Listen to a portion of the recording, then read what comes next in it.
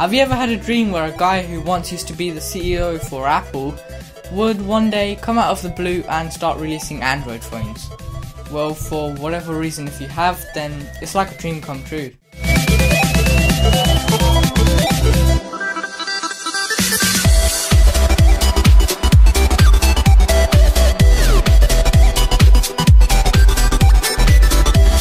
Hey, what's up guys, Awesome Tech AM here, and Obi Worldphone is a company. You with me? It's very complicated. Alright, Obi Worldphone is a company which makes smartphones.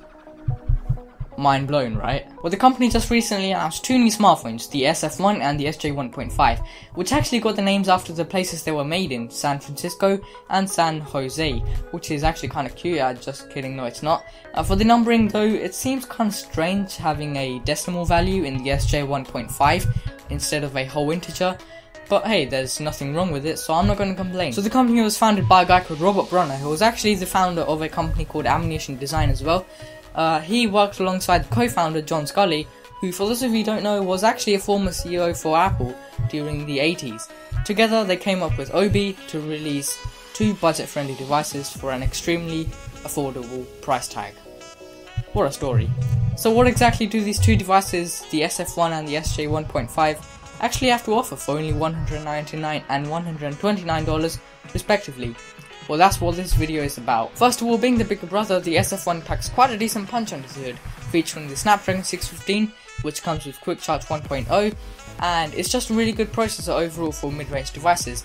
That, along with 2 or 3 GB of RAM, depending on if you opt for the 16 or 32 GB storage variant, it's pretty nice to hear for a budget device. And along the top is what you'll find what Obi calls a floating display, which isn't actually as futuristic and cool as it sounds. What it is a slightly elevated display relative to the bezels around it, just to make it that much easier swiping across the screen. But the design still does look really attractive, especially on the SJ1.5 in my opinion, mainly because of its choice of colours. I mean, just look at it. I'm sure they're the sort of colours NKBHD and TechForce would be really interested in. For the choice of materials, however, the SJ1.5 is constructed of polycarbonate, so not metal like the SF1. However, the SJ1.5 does have a magnesium titanium alloy chassis for added strength. But either way, both smartphones have a claim for fingerprint-free coating, which is a big plus for me. Now, I don't know about you, but the design kind of reminds me of a Microsoft Lumia with the curved edges and the sort of rectangular shape, which is actually quite a nice looking design in my opinion. Now, going back to the display, the SF1 has a 5-inch Full HD panel given a reasonable pixel density of 443 ppi, still better than the iPhone 6. Yes. Excuse me about that. Anyway, a layer of Gorilla Glass 4 is protecting the display for protection and stuff. Hiding behind of the phone is a 13 megapixel Sony IMX214 sensor, which is a really good sensor and found its way onto quite a number of phones from last year.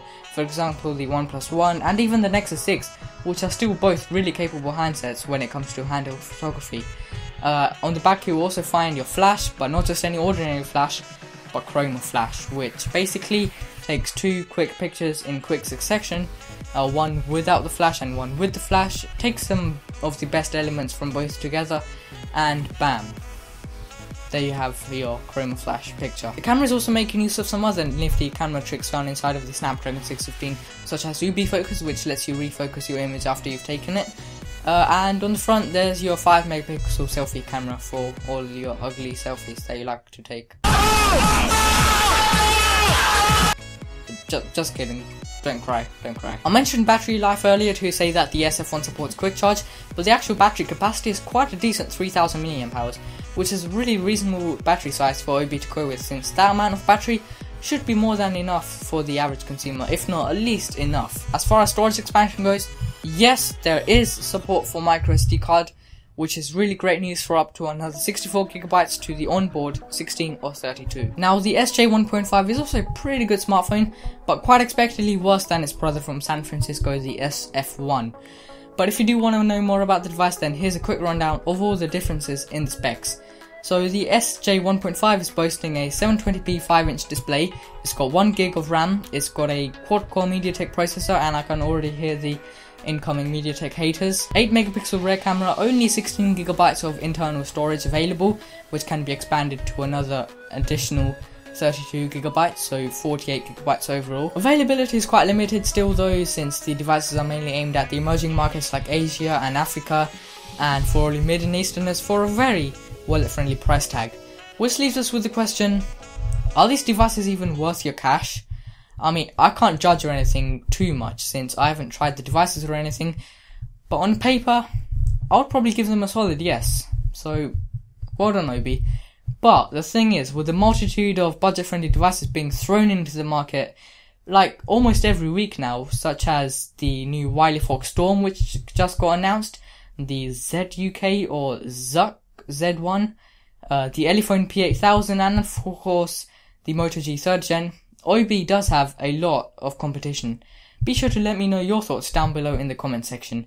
As always people, be sure to smash the like button down below if you enjoyed this video, and also subscribe to the channel as well for more tech videos like this, and I'll talk to you guys in the next one. Thanks for watching.